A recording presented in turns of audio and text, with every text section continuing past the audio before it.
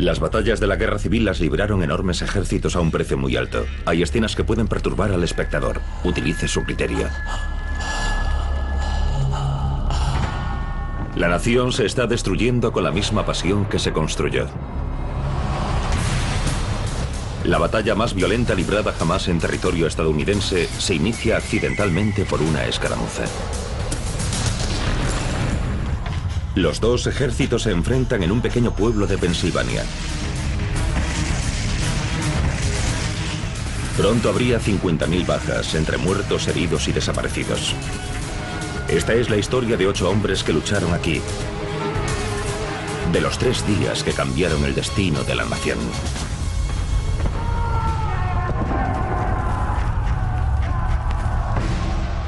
La batalla de Gettysburg.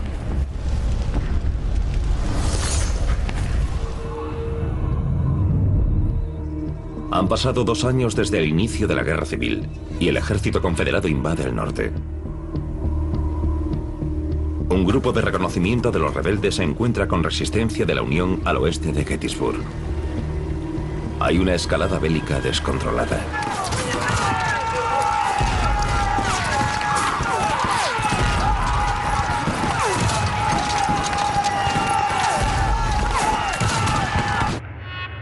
Gettysburg, primer día, 10 de la mañana.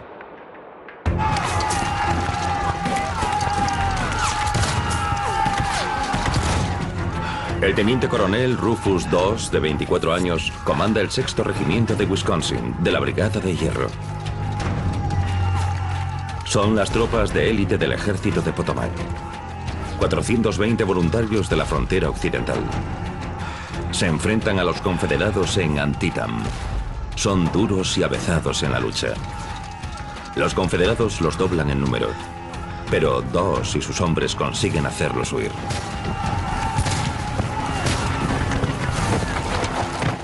Los rebeldes en su retirada se refugian en un talud del ferrocarril de 200 metros de largo. La ventaja es ahora para los rebeldes.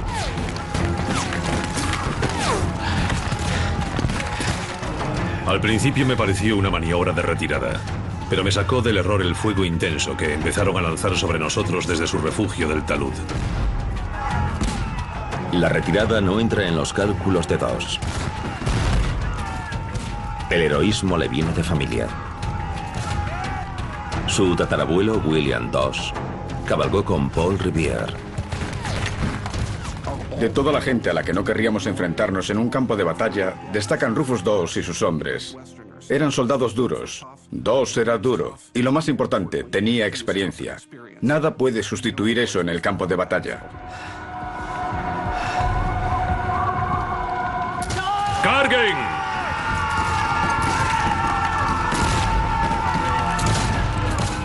Hay 170 metros hasta el talud del ferrocarril.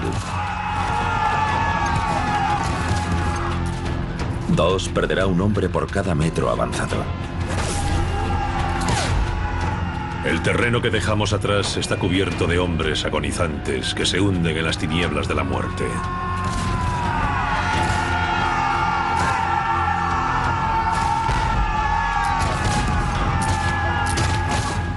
Debido al fragor y el humo espeso, para dirigir a las tropas, Dawes confía en las banderas de los regimientos, en sus enseñas.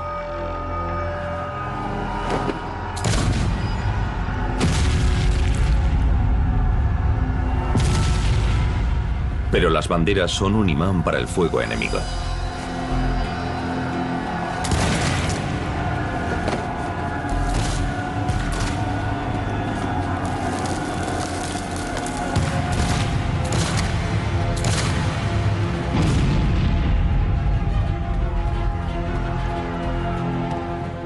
Los hombres caían heridos a decenas.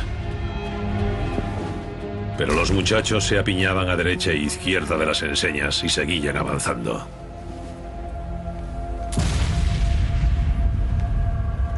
En cuestión de minutos, Dawes pierde a 10 hombres que portan los estandartes.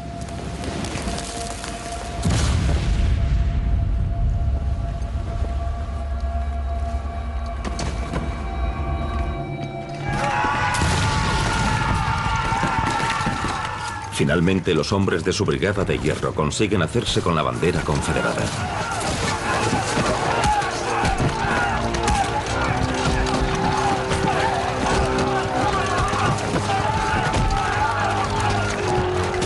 El cabo Eggleston se adelantó para ponerle fin y recibió un disparo mortal. El soldado Anderson, furioso por la muerte de su valiente camarada, partió de un golpe brutal la cabeza del rebelde que había matado a Eggleston.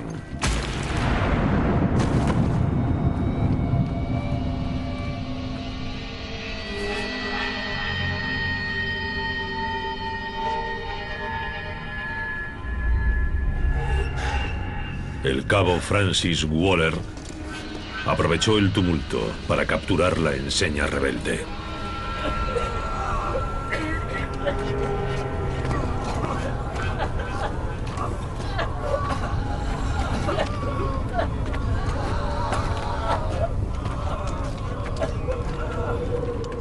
Vosotros, tirad los mosquetes. La refriega dura menos de 20 minutos.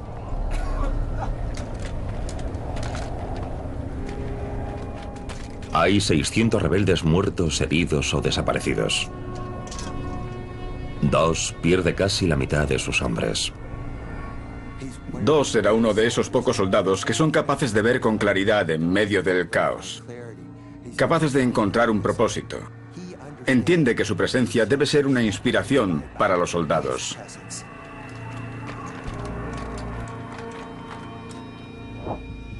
Pero la victoria de Dawes en el talud es una excepción. Los 28.000 soldados rebeldes que hay en las cercanías de Gettysburg están avasallando a los 20.000 soldados de la Unión. El ejército confederado de 75.000 hombres se dirige hacia Gettysburg. El ejército de Virginia del Norte lo manda un comandante legendario en el campo de batalla, Robert Lee. La estrategia de Lee es sacar las batallas del sur y trasladarlas al norte, para amenazar ciudades como Harrisburg y Washington. Se encuentra con el ejército de Potomac en Gettysburg.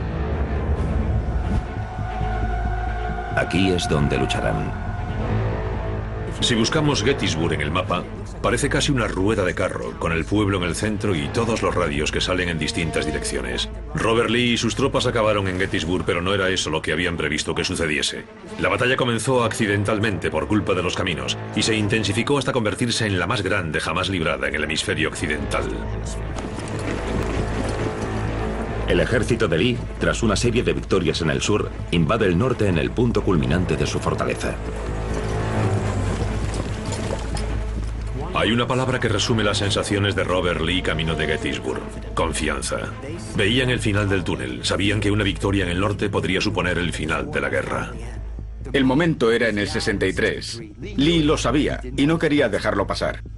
No hay que olvidar que Lee no pretendía ganar otra batalla. Lee había ido a ganar la guerra.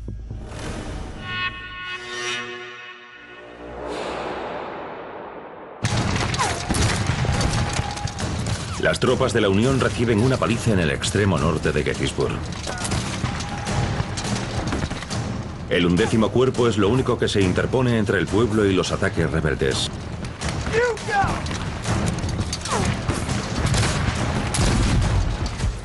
Entre ellos está el sargento Amos Hamilton, ex ballenero y padre de 3 hijos. Se alistó cuando supo que el presidente Lincoln había pedido 300.000 reclutas.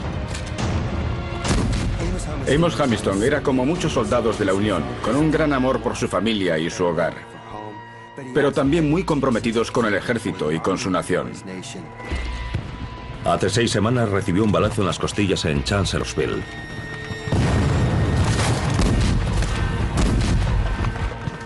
Solo pido morir en la batalla como un hombre.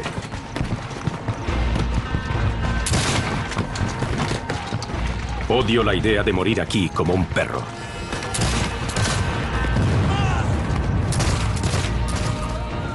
Las posibilidades juegan en su contra. ¡Fuego!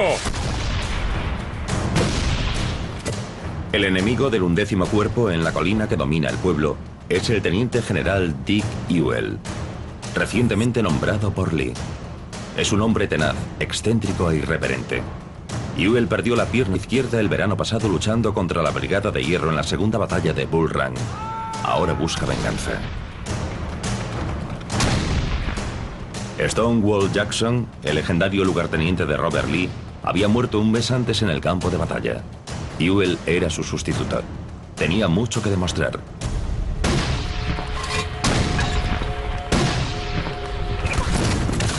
Pero hoy Ewell consigue que huyan. Los soldados de la Unión, que han sufrido 9.000 bajas, se retiran de Gettysburg.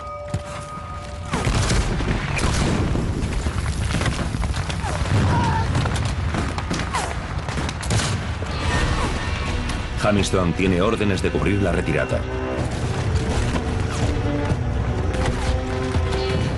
Pero están bajo un fuego intenso. A las 4 de la tarde su unidad se ve flanqueada y regresa a la ciudad. Pero no tienen a dónde ir.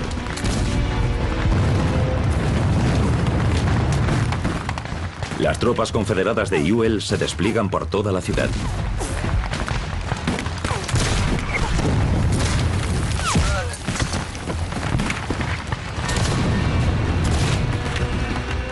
Es una derrota aplastante.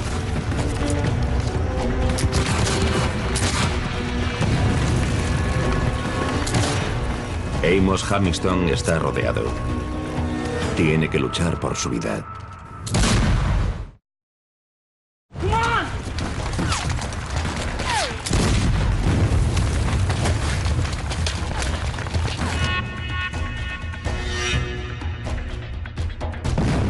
El ejército de Virginia del Norte está en racha y acribilla a las tropas de la Unión con una precisión mortífera.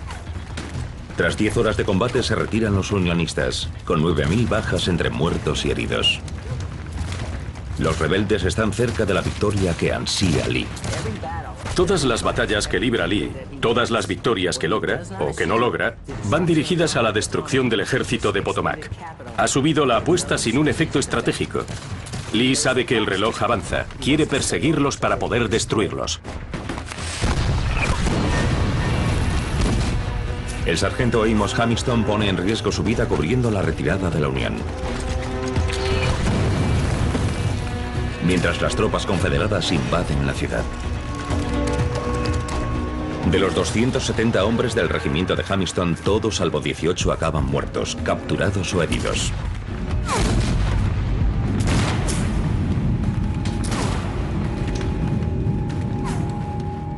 Hamilton está atrapado. Mi querida esposa, ya habrás acostado a los pequeños, los habrás arropado con cariño. Mi Frankie, mi Ali y mi Fred. Habrán dicho sus oraciones. Puede que hayan pronunciado el nombre del que está lejos, en tierras del sur, y hayan deseado que estuviese allí para unirse al grupo.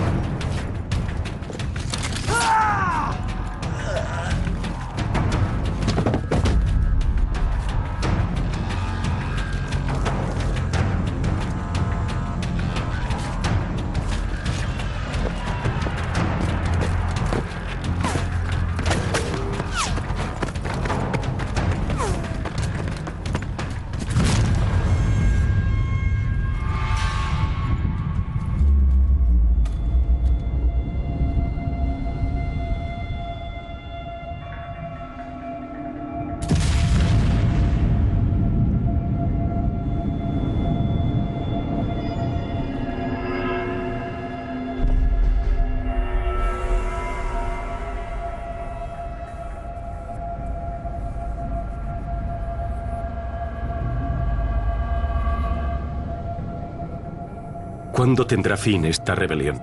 ¿Cuándo terminará esta maldita guerra? Y los seres queridos no tendrán que seguir separados.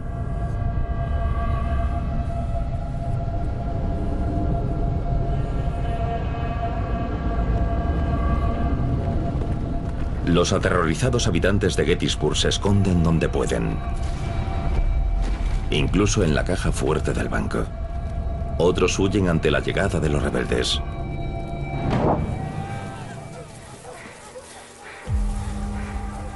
Sobre todo los afroamericanos, para evitar que los capture el ejército rebelde.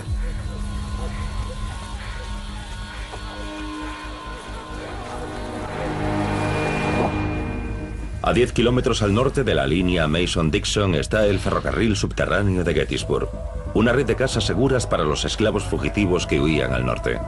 Su destino eran ciudades como Nueva York y Filadelfia, donde los activistas les proporcionaban comida y protección. Las represalias eran brutales y los atrapaban. Les cortaban las orejas o los ligamentos de la pantorrilla. No es de extrañar, ya que los esclavos son el mayor activo financiero de los Estados Unidos. La población esclavizada del sur tiene más valor intrínseco que todos los ferrocarriles, fábricas y bancos de los Estados Unidos juntos. Es un negocio de más de 3.500 millones de dólares. La riqueza del sur depende casi en su totalidad de los esclavos. Tanto si analizamos los derechos del Estado como los aspectos políticos del problema, todo nos conduce a la esclavitud. La esclavitud está en el centro de todas las causas de la guerra civil. Al caer la noche en Gettysburg, ondea la bandera confederada.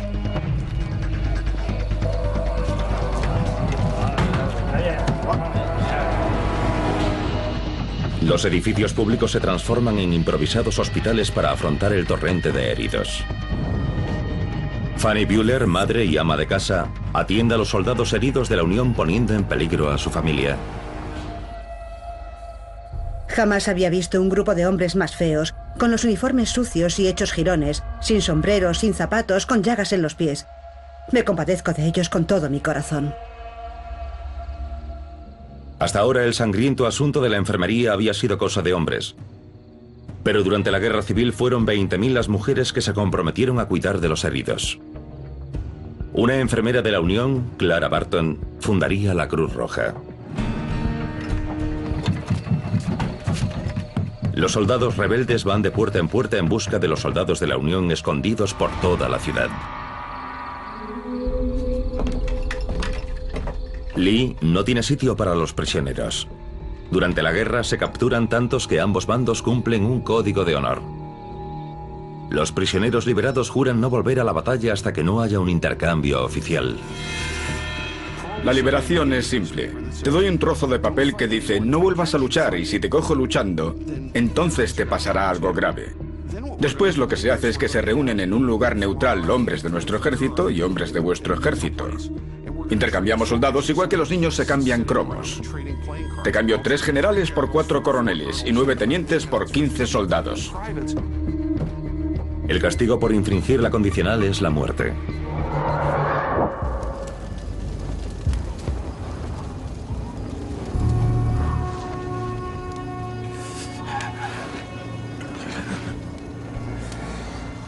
Amos Hamilton está herido y solo en un patio en medio de la ciudad.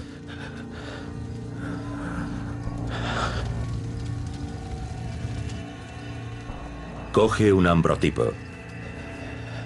Una imagen fotográfica de sus 3 hijos en una placa de cristal.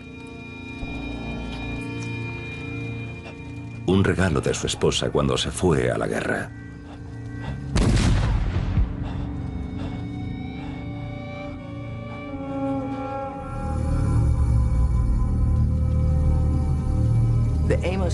La historia de Amos Hamilton se parece a la de cualquier soldado. Si vamos hoy a una unidad del ejército estadounidense, encontraremos miembros activos con fotografías de sus hijos, sus esposas, sus novias, porque es un vínculo tangible con la vida normal. El combate no es una condición normal. Estás allí sirviendo a tu país. Haces lo que el país te pide que hagas.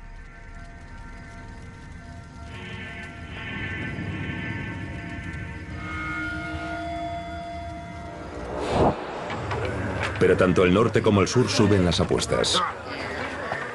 Rufus II y el ejército de la Unión cavan en las colinas que rodean la ciudad.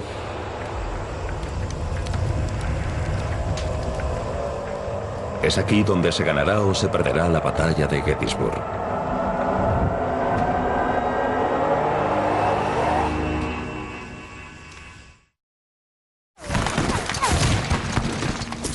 Las tropas unionistas con numerosas bajas abandonan Gettysburg.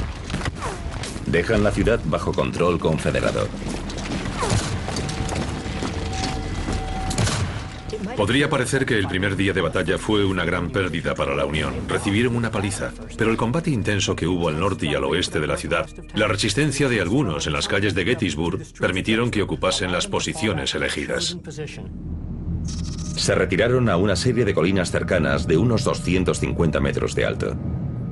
La altitud del terreno dio a la Unión una ventaja militar crucial.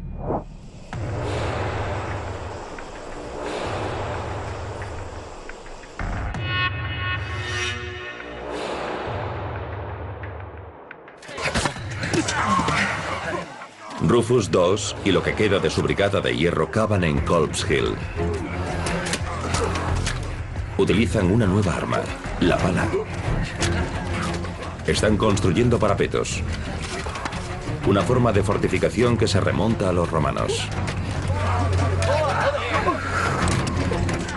Algunos oficiales creen que los parapetos producen cobardes. Pero Dawes no. Ha perdido la mitad de sus hombres y busca la mayor protección posible.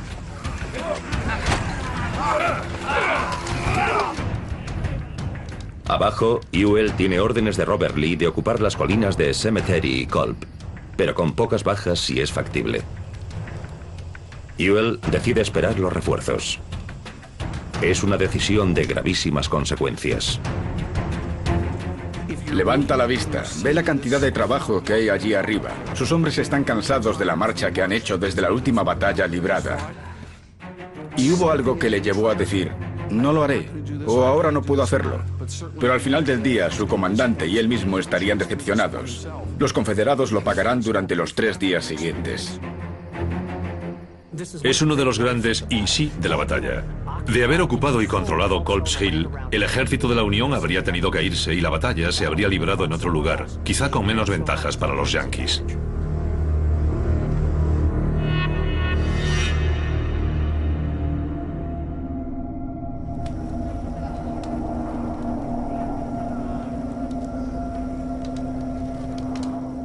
En los campos de Gettysburg se hace una nueva y espantosa recolecta. Los muertos y heridos del primer día. El doctor Legrand Wilson atiende a los heridos de ambos bandos. Es un confederado muy religioso, natural de Jackson, Mississippi, y educado en el norte. Su familia tiene 40 esclavos en Mississippi. Esta fue mi primera experiencia en el campo de batalla. Y sentí un horror indescriptible. Si todos los seres humanos pudiesen ser testigos del resultado de sus pasiones, tal como lo fui yo anoche, se acabarían las guerras, no se libraría ninguna batalla más. Es difícil asumir el escalofriante número de muertos de la guerra civil. Las cifras más habituales de soldados muertos oscilan entre los 620.000 y los 630.000. Hoy esa cifra equivaldría a 6 millones de norteamericanos muertos.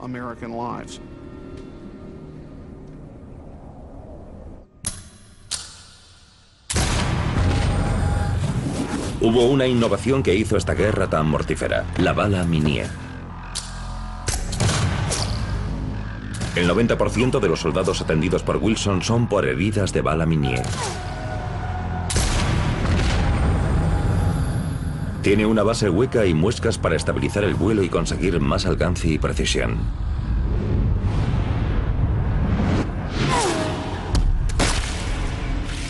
Tras el impacto se achata y provoca heridas mucho más grandes que las tradicionales balas de mosquete.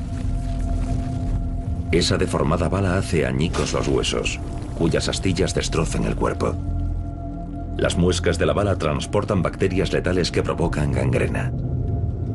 La única solución es la amputación.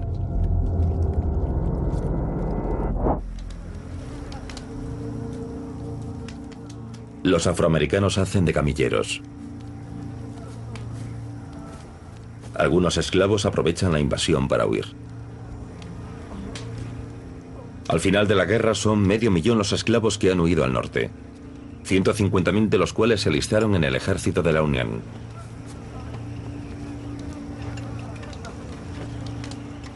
El Dr. Wilson pierde a un miembro de su familia el primer día de batalla. Entre los muertos estaba mi sobrino, el teniente George Adrian House, que recibió un balazo en la ofensiva del enemigo esta mañana. Stephen, su fiel criado, fue al campo de batalla, buscó su cuerpo y volvió con él al hospital para darle sepultura. A menudo combatían miembros de una familia uno al lado del otro. También por eso era tan feroz la lucha. En algunos estados murió la cuarta parte o más de los militares y hubo cientos de miles de heridos. En determinados casos desaparecieron durante la guerra civil todos los jóvenes de una ciudad.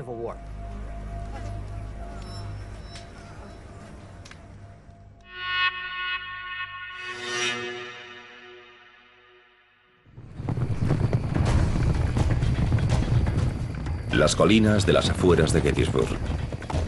En el último año, el presidente Lincoln ha prescindido de 5 comandantes del ejército de la Unión. El sexto comandante es George Meade, un militar orgulloso y explosivo que se graduó en West Point, igual que Robert Lee. Solo lleva 3 días en el puesto. Cuando llegó el mensajero con la noticia de su ascenso, creyó que lo arrestarían. Pero Meade cuenta con una ventaja: el terreno elevado. Como ingeniero topógrafo, sabe cómo utilizarlo. Sitúa las tropas para aprovecharse del terreno. Ocupa Little Round Top, Cemetery Ridge, Cemetery Hill y Culp's Hill, formando una línea defensiva en forma de anzuelo. Cuando lleguen a Gettysburg las tropas confederadas, Meade podrá mover a sus hombres para responder a los ataques desde cualquier dirección. Las tropas de la Unión tenían líneas internas en sus posiciones defensivas, de tal modo que su flanco derecho estaba muy cerca del izquierdo y podían enviar refuerzos de un flanco a otro. Era una posición defensiva perfecta.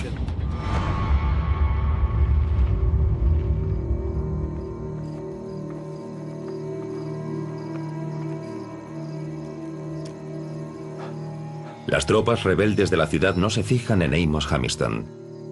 La herida es mortal y se dispone a morir solo, a no ser por la fotografía de sus hijos. No puedo expresar cuánto deseo verlos a ellos y a su madre. Espero que podamos volver a vernos. La primera vez que te vea, te diré más cosas de las que se me ocurren ahora. Sé una buena chica. Adiós.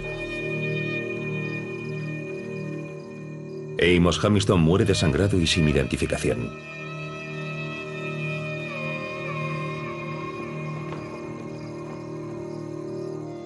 El temor de una muerte anónima persigue a los soldados de ambos bandos.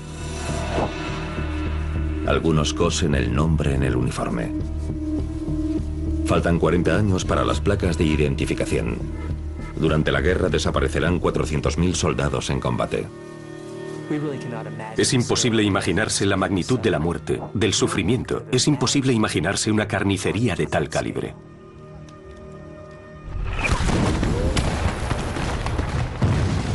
El segundo día en Gettysburg provoca más devastación y un osado y abierto asalto rebelde. Está en juego la victoria en Gettysburg y quizá en la guerra civil.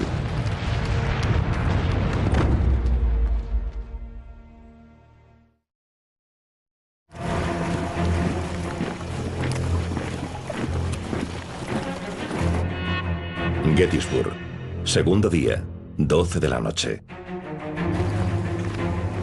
Los rebeldes se ponen en marcha. Preparan un ataque sorpresa con 14.500 soldados. Su misión es romper el férreo control de la Unión en las tierras altas atacando el flanco del anzuelo de Meade. El objetivo de los confederados el 2 de julio es buscar el flanco izquierdo de la Unión, destruirlo, desbaratar su posición defensiva y ganar la batalla. El general de brigada rebelde, William Barksdale, es un patriota sureño que apoya la esclavitud y la secesión. Es natural de Columbus, Mississippi. Barksdale era un hombre que defendía las ideas de la Confederación con gran agresividad. Sentía un odio sin límites por los yanquis. Pero hay un problema. No reconocieron el terreno que tiene delante porque no está la caballería de Lee. Está a 20 kilómetros al sur, recogiendo provisiones. La caballería, los ojos y los oídos del ejército no está en contacto con Lee. Lee está ciego en el campo de batalla. En realidad no sabe qué prepara la Unión. Y eso acaba por inutilizar a cualquier ejército. Las tropas rebeldes sin la caballería que las guíe marchan al alcance de la vista de la posición unionista. Barksdale y sus hombres tienen que buscar otra ruta. Es un retraso costoso que añade 2 horas a la marcha. Un tiempo que permite a Meade reforzar las defensas. A menudo me preguntan qué habría pasado de tener ametralladoras. Siempre contesto, el resultado habría cambiado con un par de walkie-talkies. George Meade, a 5 kilómetros de distancia, también tiene un problema. Lleva 3 días en el cargo y ha perdido el contacto telegráfico con Washington. El telégrafo, inventado 25 años atrás, está cambiando el desarrollo de las batallas de la Guerra Civil. Al presidente Lincoln, un comandante en jefe práctico, le gusta recibir rápido las noticias de las batallas. La unidad de transmisiones suele utilizar líneas temporales para comunicarse con los generales en el frente, pero todavía no ha llegado a Gettysburg el material de campo. Y las fuerzas rebeldes han cortado las líneas. Durante ese tiempo tuvo que estar pensando, Lee nos ha vencido en innumerables ocasiones. Y si lo hace aquí, no se interpondrá nada entre él y la capital. Está claro, no podemos perder. Meade utiliza una innovación basada en el código Morse para enviar órdenes al frente. Las señales con banderas. Se mueven las banderas para formar letras como los puntos y las rayas del código Morse. Funciona. Meade intercepta los movimientos rebeldes y responde con los suyos.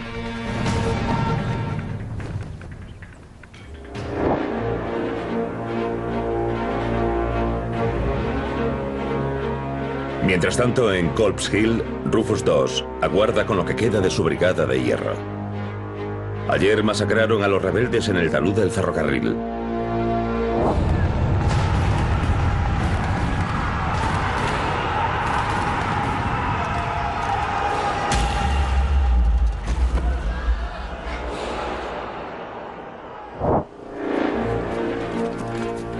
Hoy están con 11.500 hombres defendiendo el flanco derecho del anzuelo. El anzuelo de Meade, que tiene 5 kilómetros de largo, es formidable. Tiene defensas pesadas en los puntos altos que hacen la línea casi impenetrable siempre que las tropas permanezcan en su posición.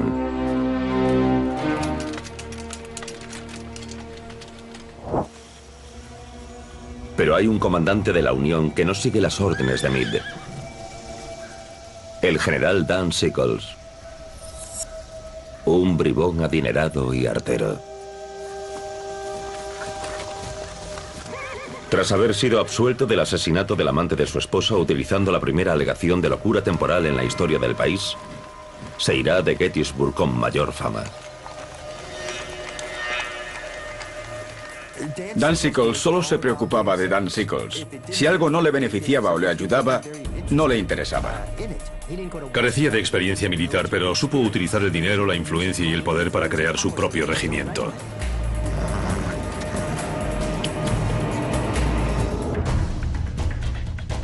Sickles no siguió las órdenes de Meade y adelantó demasiado su tercer cuerpo, lo que rompió el anzuelo y dejó expuestos los flancos. Un tropiezo que podría costarle a la Unión la batalla y quizá la guerra.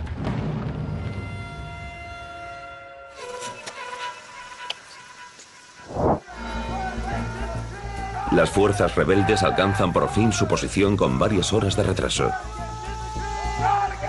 Pero Lee ha perdido el factor sorpresa. La Unión sabe lo que viene.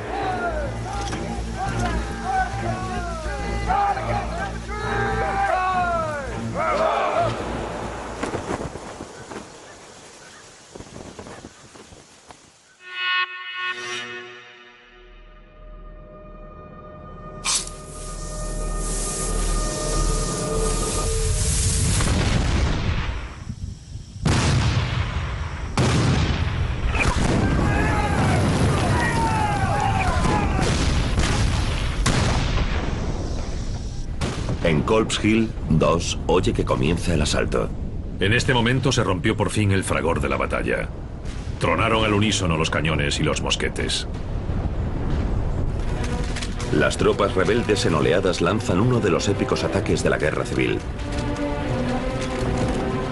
Barksdale está a punto de librar la batalla que siempre había deseado, pero le ordenan mantener la posición. Está preparado para actuar, ansioso por hacerlo, pero tiene que esperar un poco más.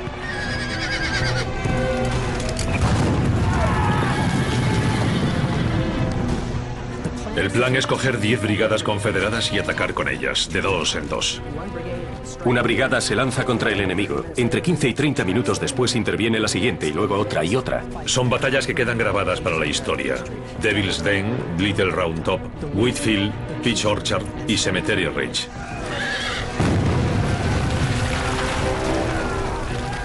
Barksdale ve que la Unión es vulnerable por culpa del error de Sickles. Es la gran oportunidad para la victoria del sur. Pero todavía tiene órdenes de mantener la posición.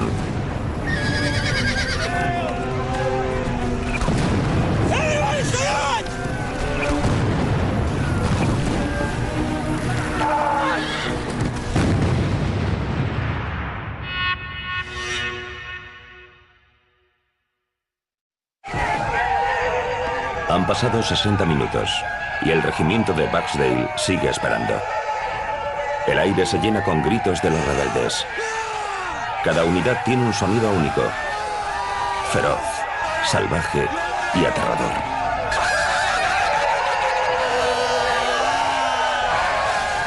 Con Barksdale está el soldado Joseph Lloyd, de 21 años, peón, natural de Big Hawk, Mississippi.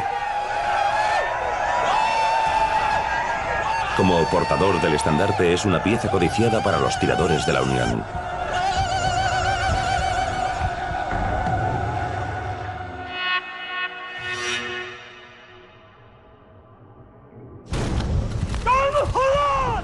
Por fin, 90 minutos después de iniciado el ataque, Barksdale y sus hombres avanzan.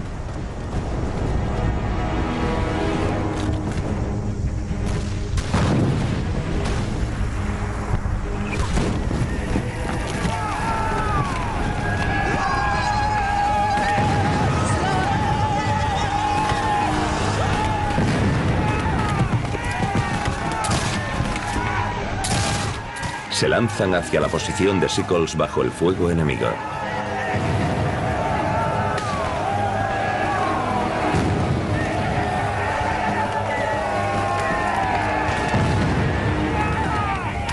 Lo que pase a continuación podría variar el curso de la guerra.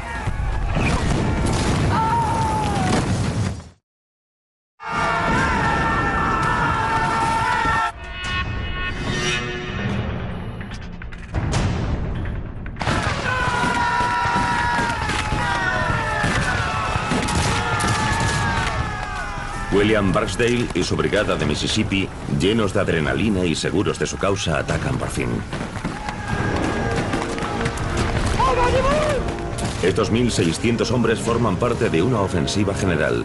21.000 soldados que atacan la línea de Meade desde Little Round Top hasta Cemetery Ridge. Un asalto total para ganar la guerra civil ya. La misión de Barksdale es romper las defensas de la Unión en Cemetery Ridge. No tarda en llegar su oportunidad. El general de la Unión, Dan Sickles, ha desobedecido las órdenes y se ha movido de su posición. Son vulnerables, el blanco perfecto para Barksdale y sus hombres. Si Barksdale y otras brigadas confederadas consiguen aprovechar el hueco en las líneas unionistas, el ejército de la Unión quedaría partido en dos.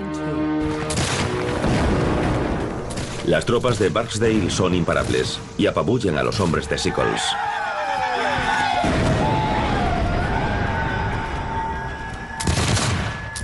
Las defensas empiezan a ceder. Y después será el turno de la línea de Meade. Barksdale y sus tropas golpean a los yanquis como un martillo. Pasan por encima de las tropas de la Unión, hacen cientos de prisioneros enemigos y continúan su marcha en distintas direcciones hacia Cemetery Ridge. Rufus II, que observa desde Culp's Hill, sabe que el ejército de Potomac está en apuros. Veíamos que nuestras tropas estaban cediendo terreno. Eran miles los que se iban a la retaguardia. Se respiraba mucha tensión y ansiedad ante el avance de la línea rebelde. Solo se oían los gritos de los rebeldes. La ofensiva de Lee está funcionando. Si lo consigue, podría ser la victoria definitiva que ansía. Meade no tiene más opción que enviar 8.000 soldados de refuerzo de Culp's Hill para detener a los rebeldes.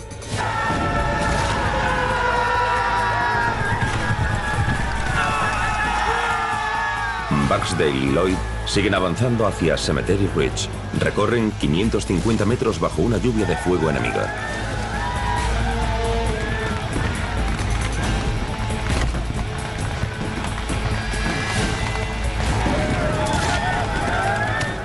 El general de la Unión, Dan Sickles, no tiene tanta suerte. Un cañonazo le amputa una pierna.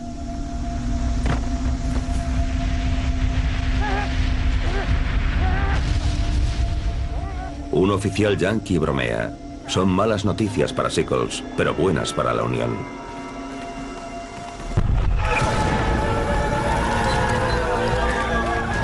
La brigada de Mississippi, mandada por Barksdale, tarda casi una hora, pero logra romper la línea de Sickles.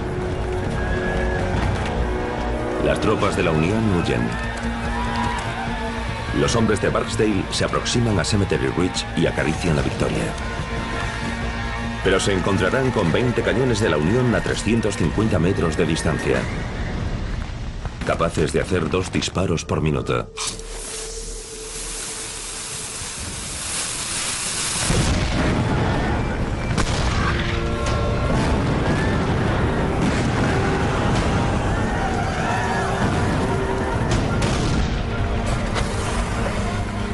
Una bolsa de pólvora impulsa una bala de hierro macizo de 4 kilogramos a una velocidad de 425 metros por segundo.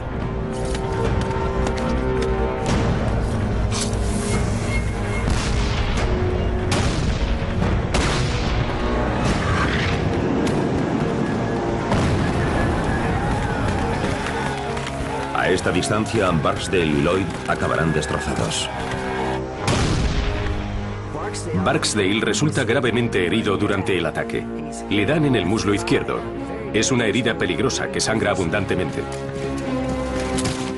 Le piden que abandone la batalla y se niega. Sigue dirigiendo el ataque. Pierde parte del pie izquierdo, pero sigue a caballo capitaneando el ataque. Sabe lo que hay en juego.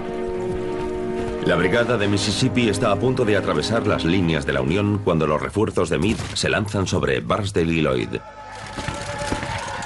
Vuelvo al frente y veo que el enemigo sale de entre los arbustos y nos dispara. Vienen de lo alto de la colina y están frescos. Nuestro valiente Barksdale vino hacia nosotros y nos dijo: directos a los arbustos. Los exhaustos hombres de Barksdale acaban rompiendo la formación y perdiendo la potencia combinada. La enseña rebelde hace de Lloyd un imán para las balas. Una sacudida, como si tuviese una barra en la mano izquierda y se hubiese clavado en la tierra.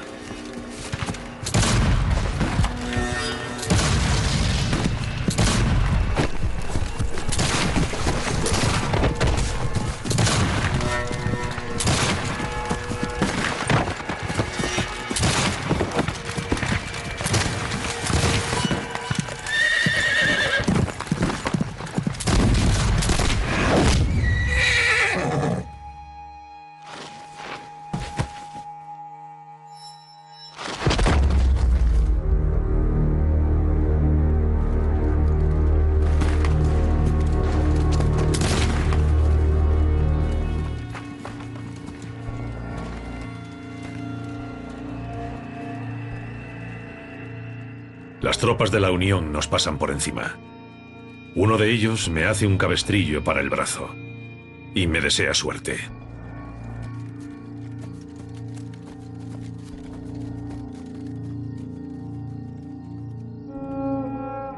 La mitad de los hombres de la brigada de Barksdale están muertos, heridos o prisioneros.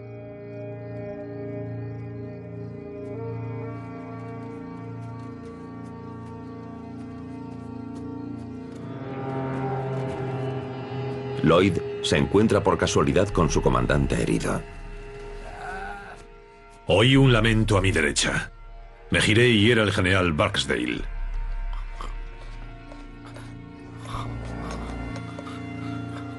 Qué decepción cuando le puse la cantimplora en la boca para que bebiese. Y vi que estaba agujereada y vacía. Me dio un último mensaje para la brigada. Y me fui con la promesa de enviar a los camilleros. La batalla de Barksdale ha terminado. Sus últimos pensamientos son para la familia. Nunca me he arrepentido de los pasos dados. Y tampoco lo haré ahora, a pesar de estar muriéndome. Señor, cuida y vigila a mi querida esposa y a mis niños. Diles que he muerto como un valiente.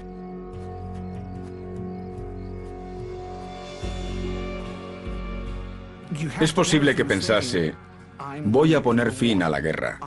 Seré el gran instrumento que rompa en dos las líneas de la Unión, que destruya el ejército de Potomac y haga que desaparezca de una vez por todas.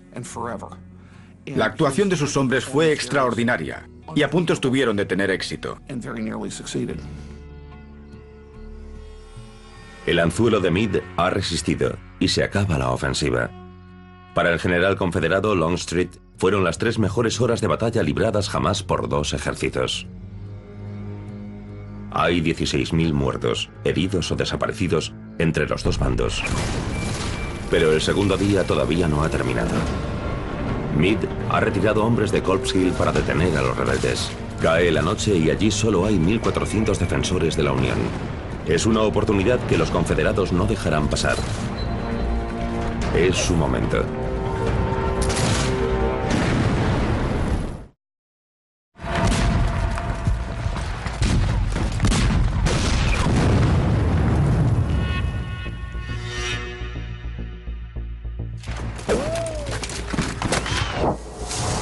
En Culp's Hill, Robert Lee ve una nueva oportunidad de victoria. Meade ha retirado 8.000 unidades de la colina para detener el ataque rebelde. Solo quedan 1.400 soldados de la Unión. Se ponen en marcha 4.500 rebeldes dispuestos a matar.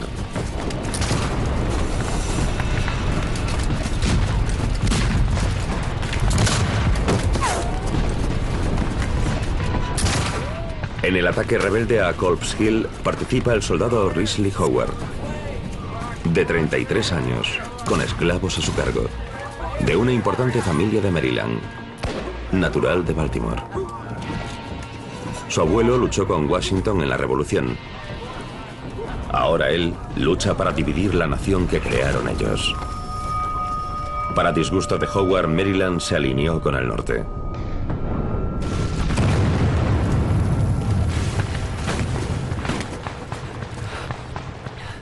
Maryland estaba muy dividido. La esclavitud estaba muy arraigada en la parte este del estado. Risley Howard provenía de esa economía de plantaciones, de una clase esclavista.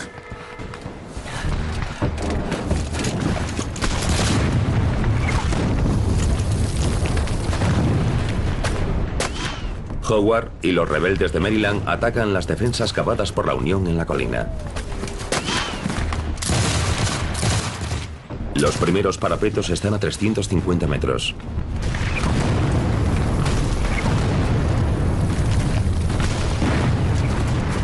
Es caótico. Las balas y los obuses vuelan en todas direcciones.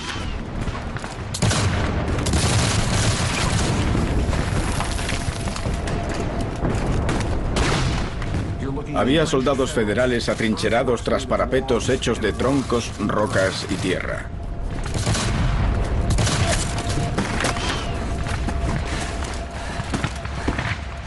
Lo normal es que pienses, es mi última batalla. No saldré vivo de aquí. ¿Cómo se puede funcionar así? Tenían madera de héroes. Nos fuimos colina arriba. Había rocas inmensas que teníamos que flanquear y nos rompían las líneas. Howard asiste a un combate tan fiero que un rebelde lo define como un matadero. No era una posición nada cómoda. Se oían gritos continuos porque disparábamos a nuestros hombres.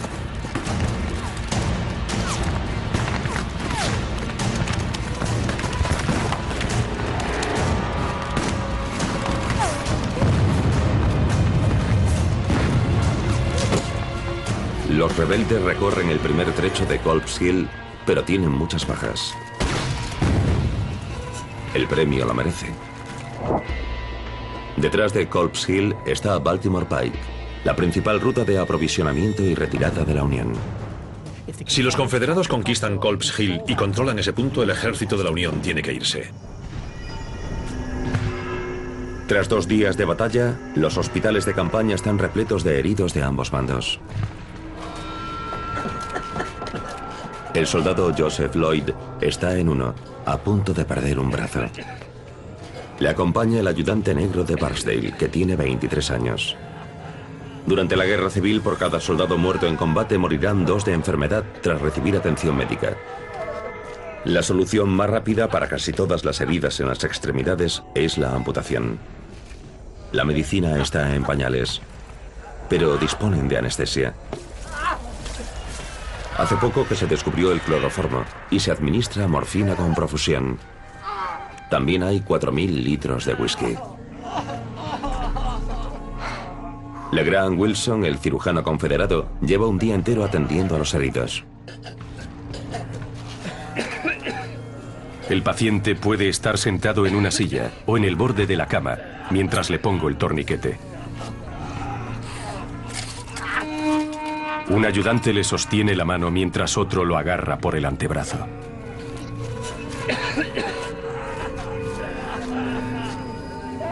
La amputación media dura 12 minutos. No hay antibióticos ni conocimiento de las infecciones. Ni siquiera se molestan en lavarse las manos o el instrumental. Los cirujanos trabajan contrarreloj. De ahí viene la expresión médico carnicero. Lloyd será uno de los afortunados. La probabilidad de sobrevivir a una amputación de brazo es del 77%.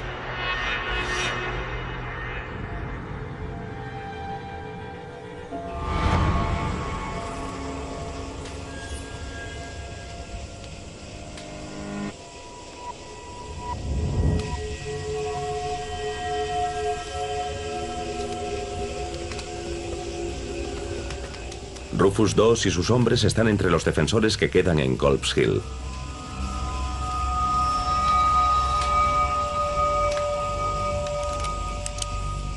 Descienden para contraatacar.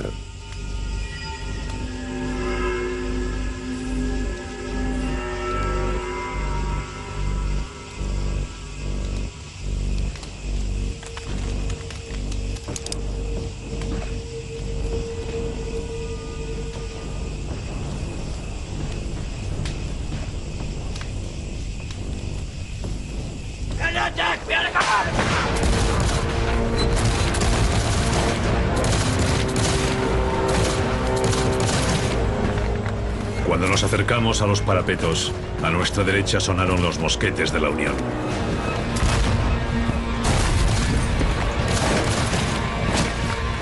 La oscuridad y la sorpresa de nuestra llegada hicieron que el enemigo disparase al azar.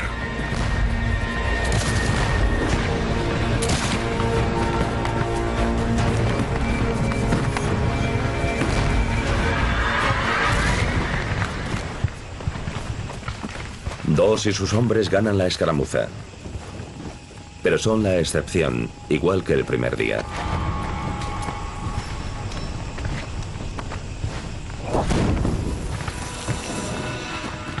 Cerca de allí, la unidad de Risley Howard toma una parte fundamental de los parapetos. Siguen avanzando bajo un intenso fuego enemigo. Los federales abrieron fuego contra nosotros desde la izquierda y la retaguardia. Un fuego intenso que aumentaba a cada paso que dábamos. Aún así, seguimos avanzando.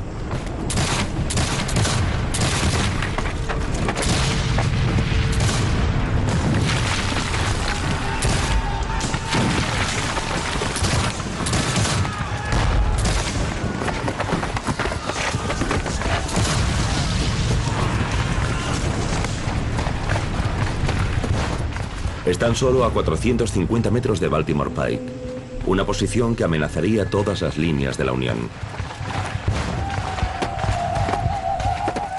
Pero la noche y un terreno desconocido hacen que se pierda una gran oportunidad. Estarían en la retaguardia del ejército de la Unión, en el flanco izquierdo incluso, pero por culpa de algo tan simple como la oscuridad, no sabían lo cerca que estaban. Dejan de disparar, incapaces de distinguir al amigo del enemigo. Si los confederados hubiesen tomado Culp's Hill la noche del 2 de julio y seguir avanzando, habrían capturado las líneas de comunicación de la Unión en Baltimore Pike. Allí estaban los carros de provisiones, la artillería de reserva. Eso habría obligado a Meade a retirarse. Habría sido un factor crucial para la victoria confederada.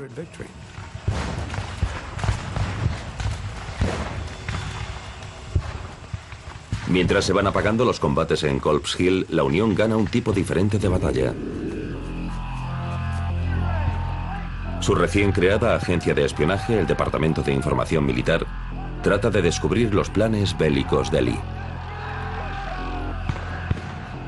Los agentes yanquis interrogan a los prisioneros confederados y ven que hay cautivos de todas las divisiones rebeldes de infantería salvo una, la de George Pickett. Tiene las únicas tropas de refresco de Lee. Meade espera que los rebeldes ataquen mañana con todo lo que tienen. Lo más probable es que el ataque lo dirija George Pickett.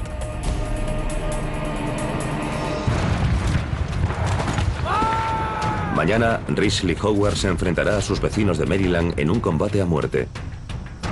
Y Robert Lee lanzará un asalto abierto y definitivo, la carga de Pickett.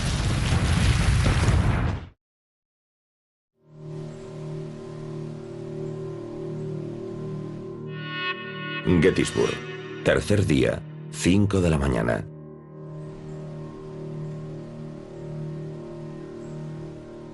Las apuestas nunca habían sido más altas.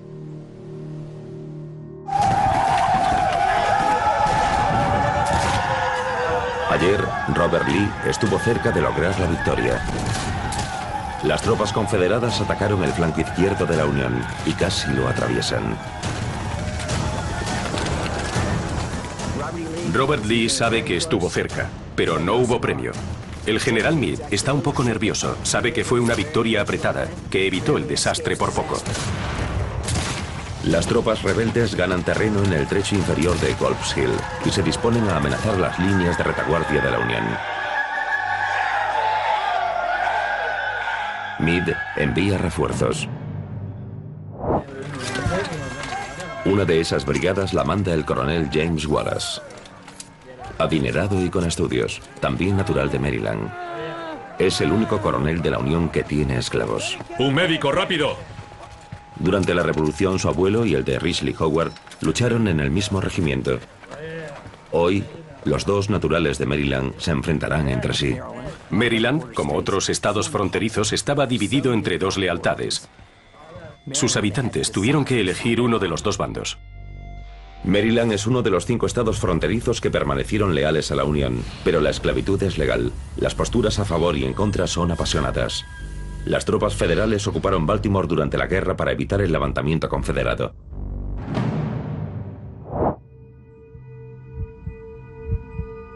En Culp's Hill, la unidad de Risley Howard se dispone a atacar. Su objetivo son las defensas ocupadas por soldados unionistas naturales de su mismo estado.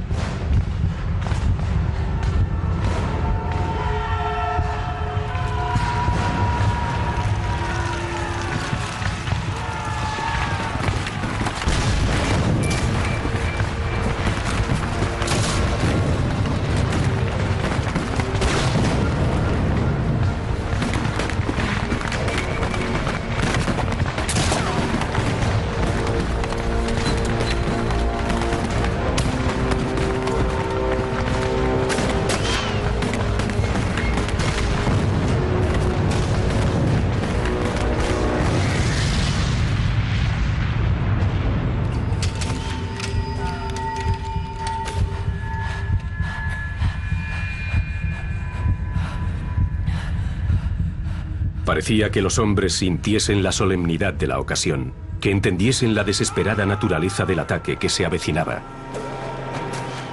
Pedí a Dios fuerza para cumplir con mi deber.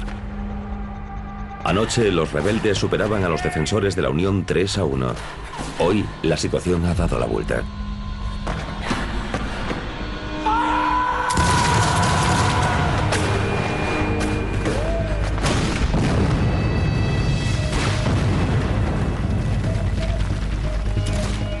Parecía que mi compañía entera hubiese sido barrida por una lluvia mortífera de balas y obuses.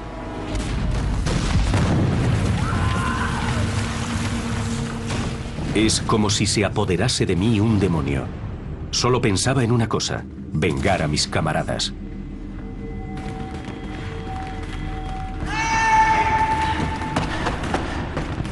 ¡Fuego!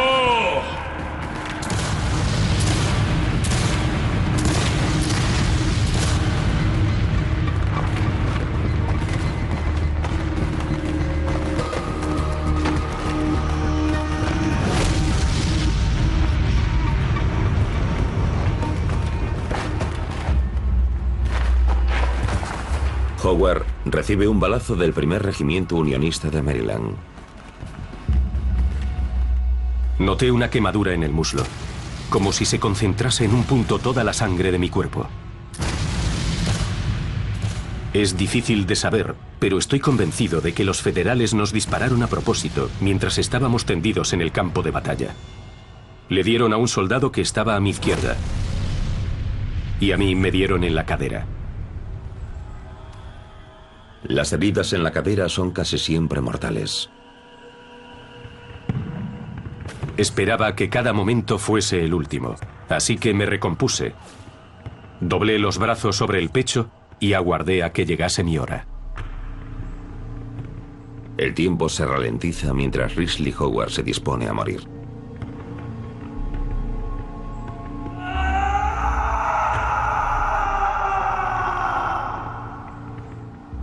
James Wallace no dejará sufrir a un compatriota de Maryland, aunque esté en el otro bando.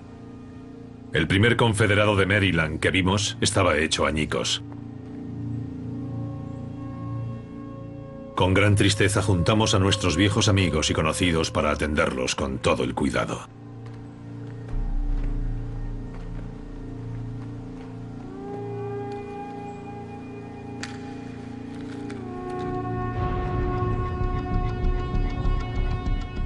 No sé cuánto tiempo estuve tendido. Los segundos parecían minutos y los minutos horas. En auxilio de Howard acuden los soldados que menos esperaba. Las mismas tropas de la Unión que le dispararon. Me preguntaron a qué regimiento pertenecía. Contesté que al batallón de Maryland, y ellos me dijeron: ¿sabéis que estáis luchando contra vuestra gente? Contesté, sí.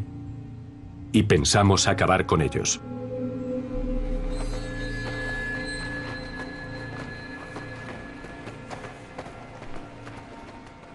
Con el ataque rebelde a Culp's Hill en vía muerta, Robert Lee prepara otra ofensiva total. Será una de las batallas simbólicas de la guerra civil. Son 12.000 soldados confederados y cientos de cañones. Está a punto de comenzar la mayor descarga de artillería vista en Norteamérica.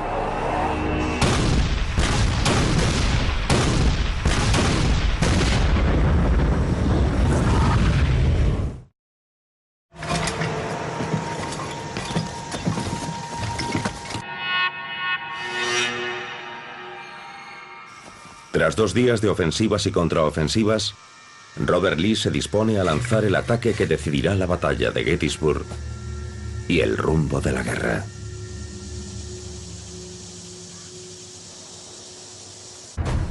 Envía 12.000 soldados, apoyados por la división de George Pickett, sus únicas tropas de refresco. Su misión es atacar el centro de la Unión y dividir en 2 el ejército de Potomac. Lee pone todas las fichas en medio de la mesa porque sabe que es la última oportunidad que tendrá. Fue una decisión calculada, bien pensada. Tenía una probabilidad razonable de éxito. Una de las brigadas rebeldes está comandada por el general Joe Davis. aristócrata y esclavista. Su tío es el presidente confederado Jefferson Davis. Su ciudad natal, Vicksburg, en Mississippi, está asediada por la Unión.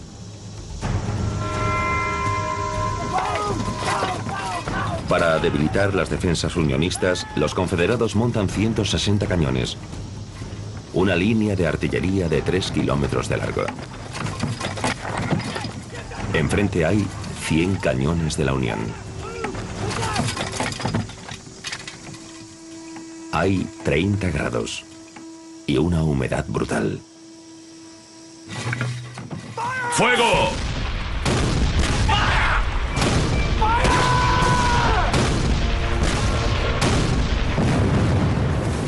Es la mayor descarga de artillería en la historia del hemisferio occidental.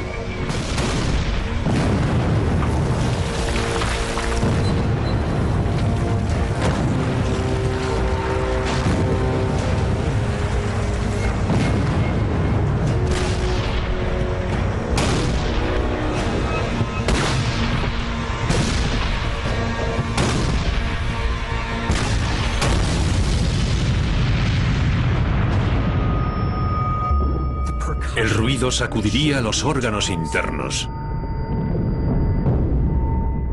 que en algunos casos se desgarrarían. Se romperían las membranas de los oídos, y eso haría brotar un reguero de sangre en la cara de los artilleros.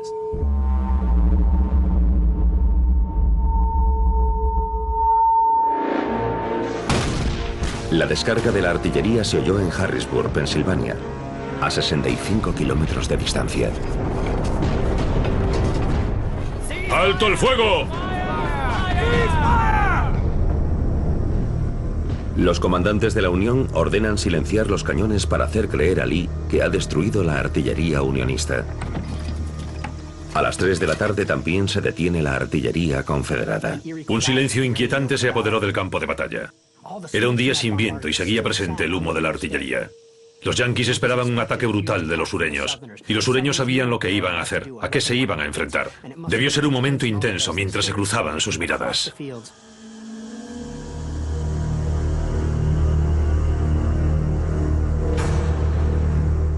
El mando confederado cree que es seguro enviar a sus tropas. Es el momento de iniciar una de las grandes batallas simbólicas de la guerra civil.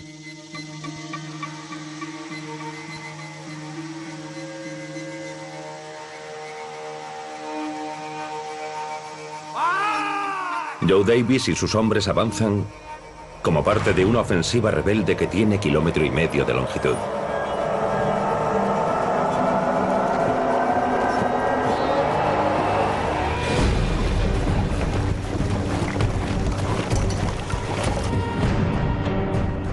Para llegar hasta las líneas de la Unión deben recorrer 1.500 metros de campo abierto y subir una colina.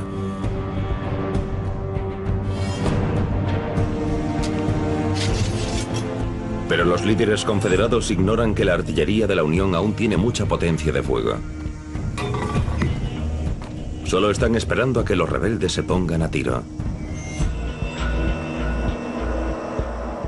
Joe Davis y sus hombres van hacia una descarga infernal de artillería.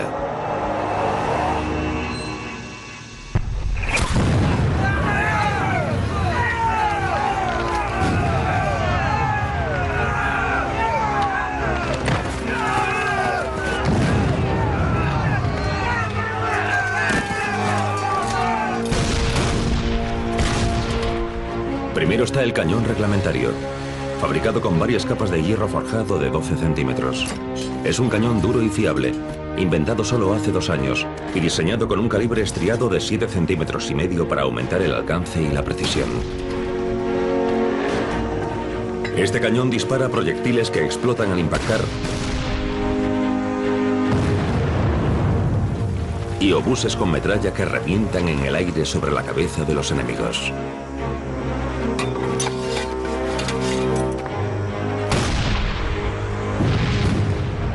Un disparo puede matar a 10 hombres. Estar en el punto de mira de uno de los proyectiles del cañón de reglamento sería terrorífico. No sabes lo que te espera. Solo te lo imaginas. De repente los hombres que estaban a tu lado se han ido. Se han evaporado.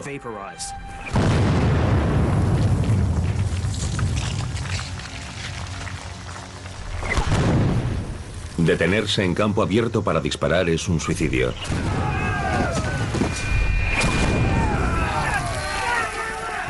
Y es inútil. Con los mosquetes es imposible alcanzarlos. Davis sabe que tienen que seguir avanzando. Tras cada paso éramos menos. Por culpa del fuego destructor que diezmaba la parte frontal y el flanco izquierdo. Los soldados se desplegaron con gran frialdad, dispuestos y decididos a seguir avanzando, rellenando los huecos que se producían en nuestras filas. A medio camino de Cemetery Ridge, los rebeldes se pusieron al alcance del viejo cañón Napoleón de cilindro liso. La pieza de artillería más popular de la guerra civil. Dispara 4 tipos de proyectiles, entre ellos una bola maciza de 5 kilogramos. Si cae delante de las tropas que avanzan, puede acabar con una fila de hombres como si fuesen bolos. Es difícil imaginar cómo podían seguir avanzando con tal oposición. Se necesita un gran nivel de coraje. Hasta que Davis y sus hombres puedan responder, hacen de diana para la artillería de la Unión. El ataque de la avanzadilla, que se conocerá posteriormente como la carga de Pickett, salta hecha pedazos.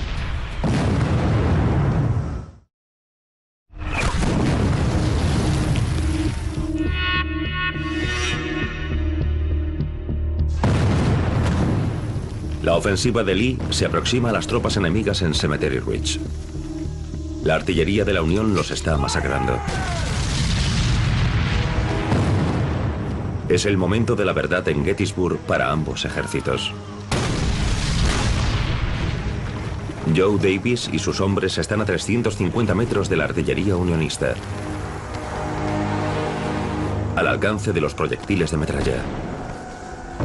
El cartucho es el arma más devastadora de la época. Son latas de metal con 28 bolas de hierro en el interior.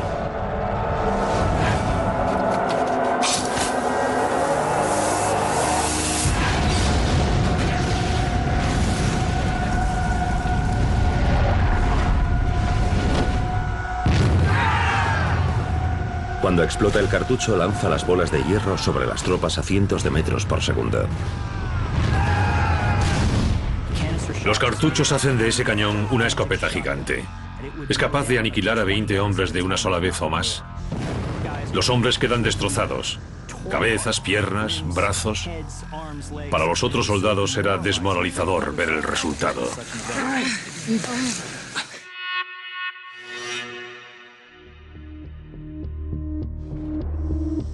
Davis se reagrupa en un camino de tierra, Emmetsburg Road, a 180 metros de la línea de la Unión. Están al alcance de los mosquetes enemigos.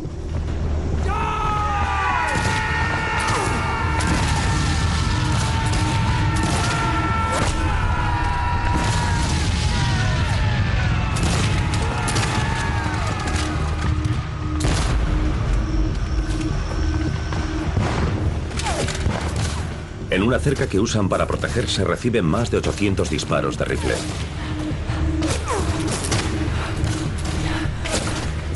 La brigada del flanco izquierdo de Davis no ha conseguido llegar. Queda al descubierto un agujero en las líneas rebeldes.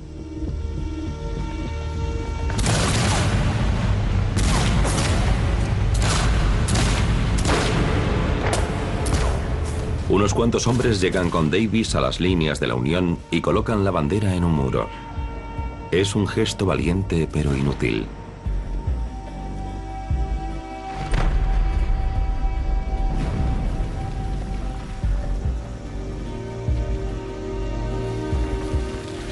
El resto de la unidad de Davis cede y se retira.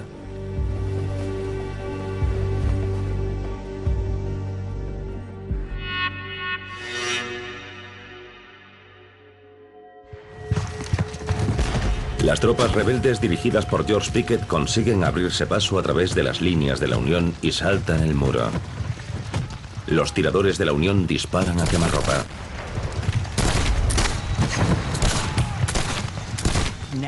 Es el momento del combate cuerpo a cuerpo. No puede ser más brutal. Se lucha con las culatas de los mosquetes, con cuchillos. Se utilizan las bayonetas como armas ofensivas. Los rebeldes destruyen 3 cañones, pero son aplastados. Es la última oportunidad de Lee para vencer en Gettysburg, pero no es suficiente. Casi consiguen partir en 2 el ejército de la Unión. La gran victoria de Robert Lee se convirtió rápidamente en su derrota más rotunda.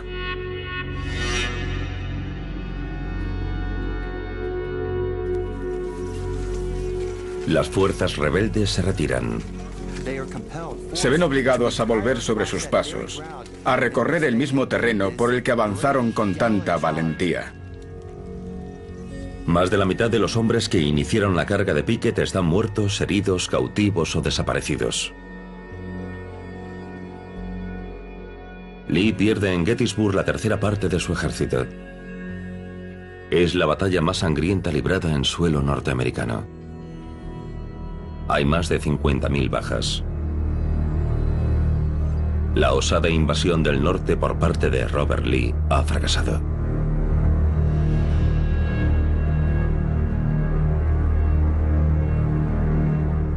El día de la independencia. Rufus II de la Brigada de Hierro cumple hoy 35 años.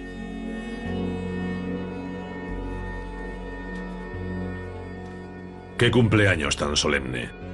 Mi pequeño grupo, ahora con solo 200 hombres, ha estado enterrando los cadáveres ensangrentados de amigos y enemigos. Hoy no se ha luchado. La guerra civil durará aún 2 años más. Gettysburg no fue la última oportunidad de victoria de Lee, pero sí la mejor. No volverá nunca a estar tan cerca. Hizo que los del norte creyesen que el alto mando militar de la Unión podía rivalizar con Robert Lee en el campo de batalla.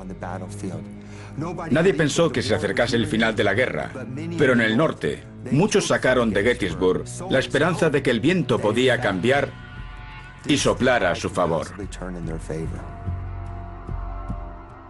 Esta batalla es un acontecimiento crucial y significativo para la nación.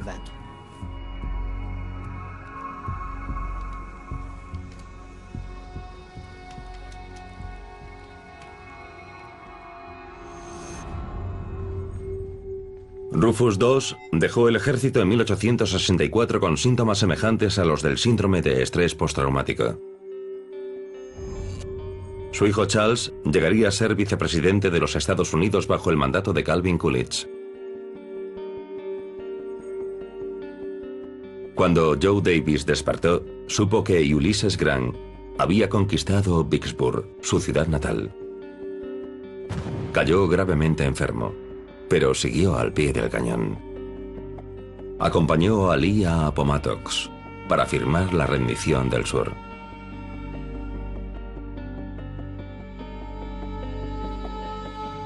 Las tropas de la Unión arrasaron la granja de LeGrand Wilson. Con la venta de las últimas pacas de algodón, puso en marcha su consulta.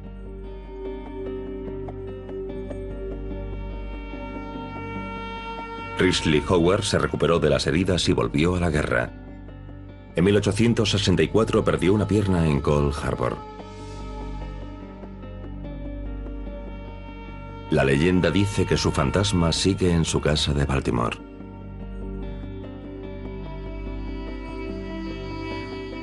Fanny Bueller y los habitantes de Gettysburg se ocuparon de cuidar de los soldados heridos y de arreglar los destrozos.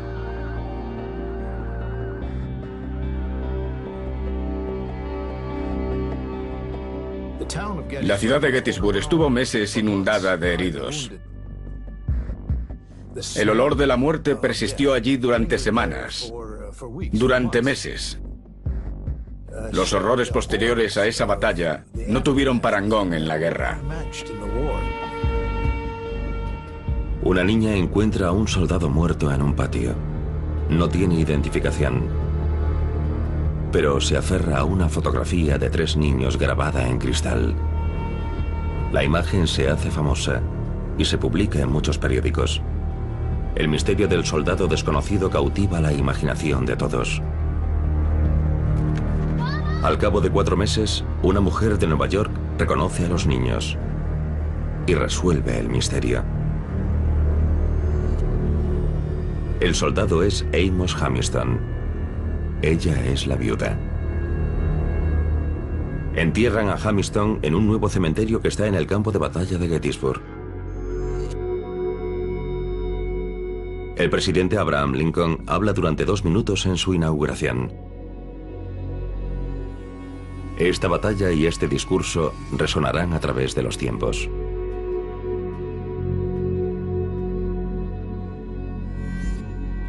Estamos decididos a que estas muertes no hayan sido en vano.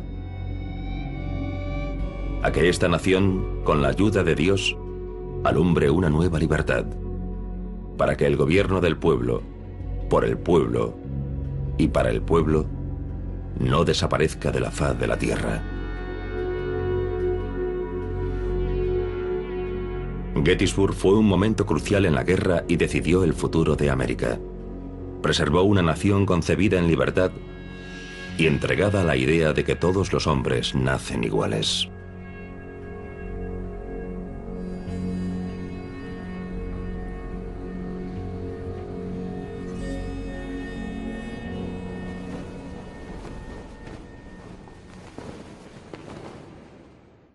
En un campo de batalla destacan Rufus II y sus hombres. Eran soldados duros. II era duro. Y lo más importante, tenía experiencia.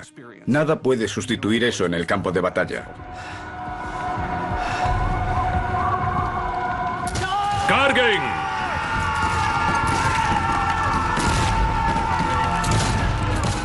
Hay 170 metros hasta el talud del ferrocarril. II perderá un hombre por cada metro avanzado. El terreno que dejamos atrás está cubierto de hombres agonizantes que se hunden en las tinieblas de la muerte.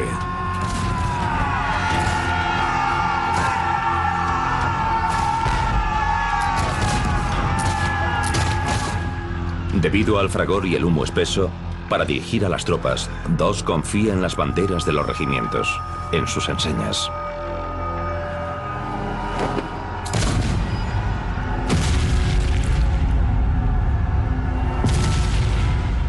Pero las banderas son un imán para el fuego enemigo.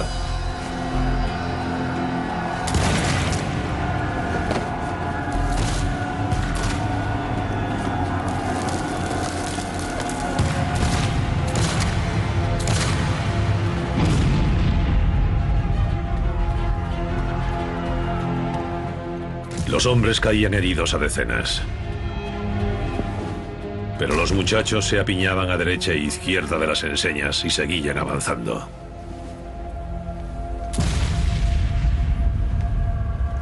En cuestión de minutos, II pierde a 10 hombres que portan los estandartes.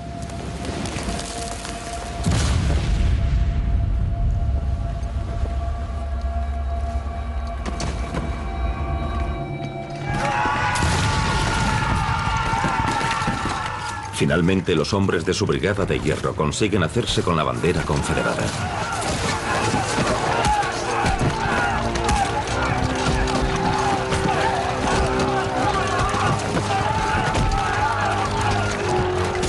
El cabo Eggleston se adelantó para ponerle fin y recibió un disparo mortal.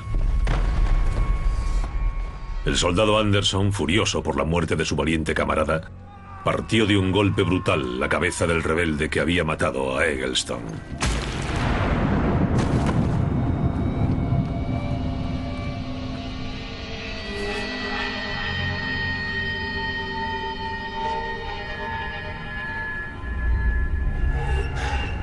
El cabo Francis Waller aprovechó el tumulto para capturar la enseña rebelde.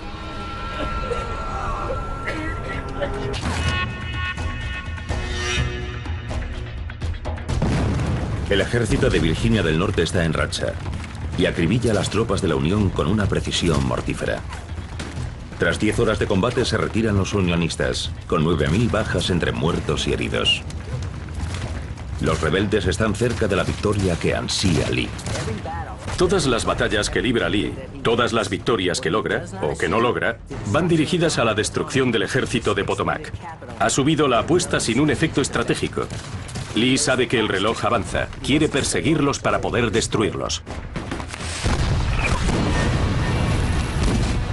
El sargento Amos Hamilton pone en riesgo su vida cubriendo la retirada de la Unión. Mientras las tropas confederadas invaden la ciudad. De los 270 hombres del regimiento de Hamilton, todos salvo 18 acaban muertos, capturados o heridos.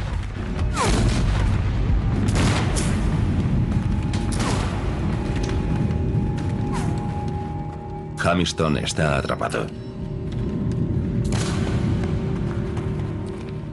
Mi querida esposa, ya habrás acostado a los pequeños, los habrás arropado con cariño. Mi Frankie, mi Ali y mi Fred. Habrán dicho sus oraciones. Puede que hayan pronunciado el nombre del que está lejos, en tierras del sur, y hayan deseado que estuviese allí para unirse al grupo.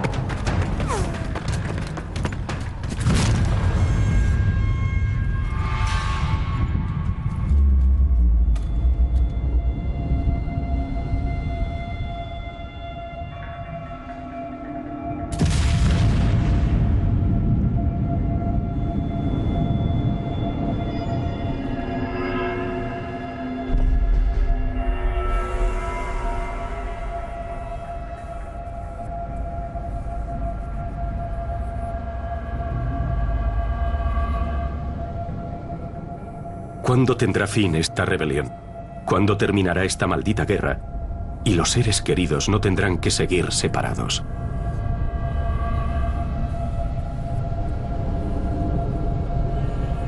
Está el sargento Amos Hamilton, ex ballenero y padre de 3 hijos.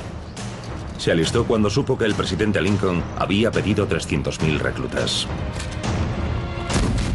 Amos Hamilton era como muchos soldados de la Unión, con un gran amor por su familia y su hogar, pero también muy comprometidos con el ejército y con su nación. Hace 6 semanas recibió un balazo en las costillas en Chancellorsville.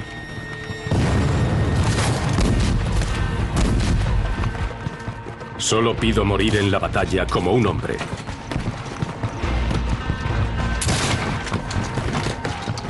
Odio la idea de morir aquí como un perro.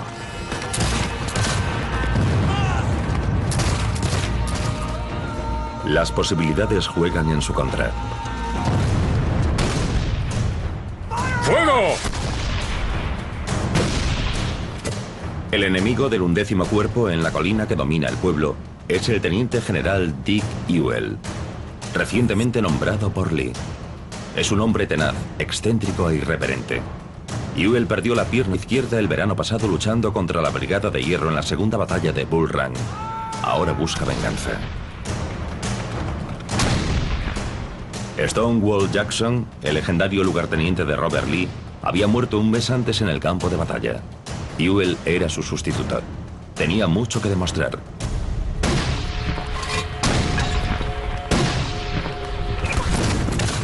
Pero hoy Ewell consigue que huyan. Los soldados de la Unión, que han sufrido 9.000 bajas, se retiran de Gettysburg.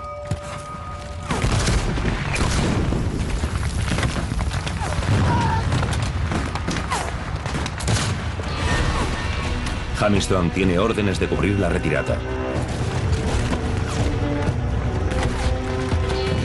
Pero están bajo un fuego intenso. A las 4 de la tarde su unidad se ve flanqueada y regresa a la ciudad. Pero no tienen a dónde ir.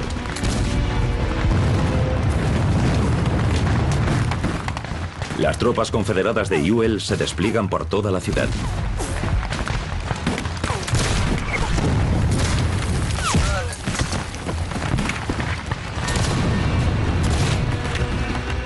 Es una derrota aplastante.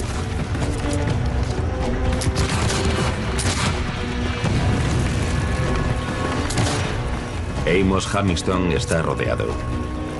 Tiene que luchar por su vida.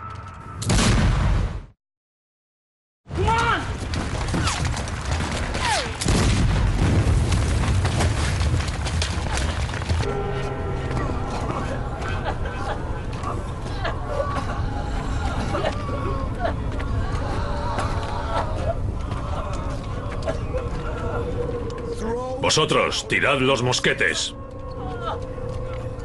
La refriega dura menos de 20 minutos.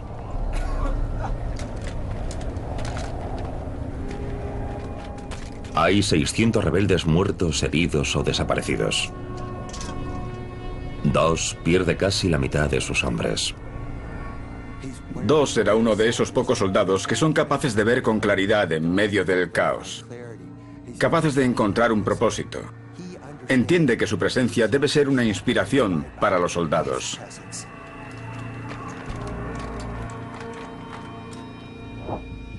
Pero la victoria de Dos en el talud es una excepción.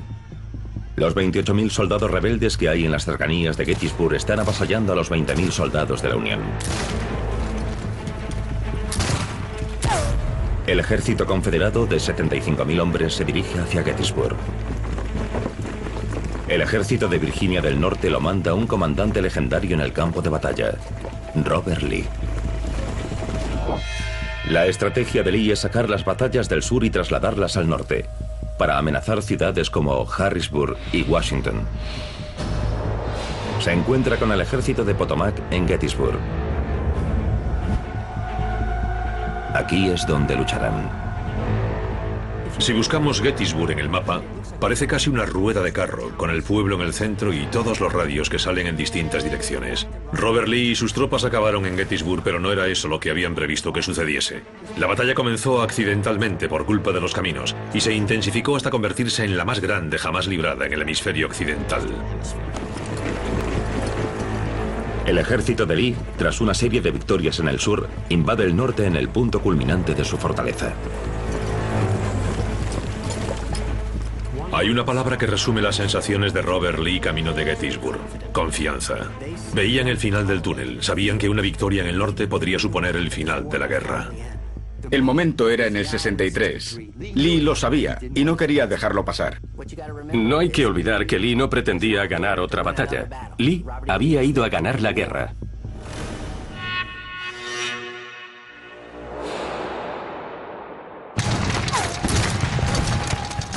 Las tropas de la Unión reciben una paliza en el extremo norte de Gettysburg.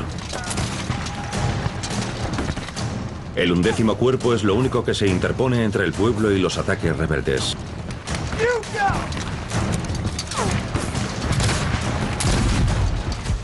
Entre ellos,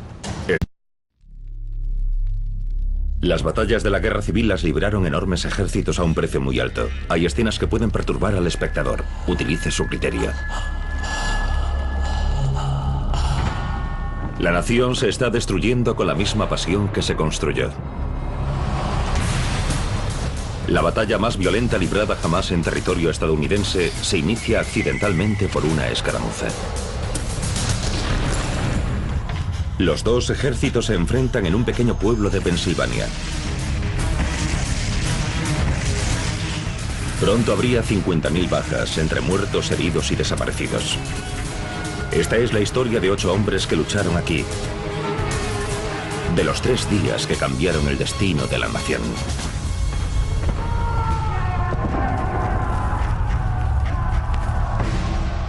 La batalla de Gettysburg.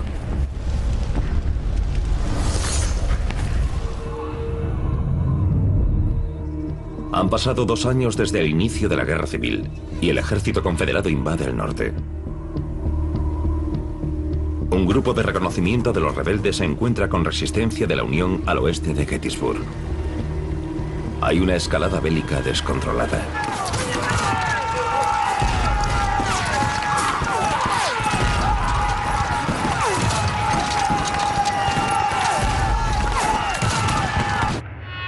Gettysburg, primer día, 10 de la mañana.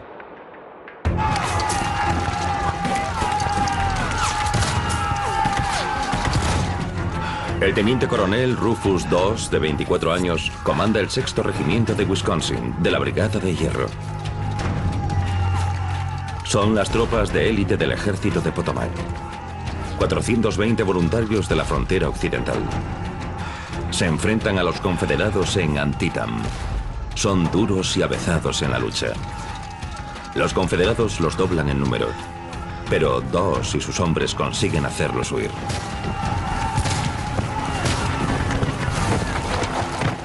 Los rebeldes en su retirada se refugian en un talud del ferrocarril de 200 metros de largo. La ventaja es ahora para los rebeldes.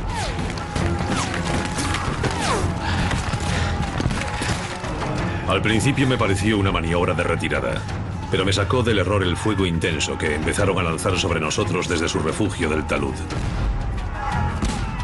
La retirada no entra en los cálculos de Doss. El heroísmo le viene de familia. Su tatarabuelo, William Doss, cabalgó con Paul Revere. De toda la gente a la que no querríamos enfrentar,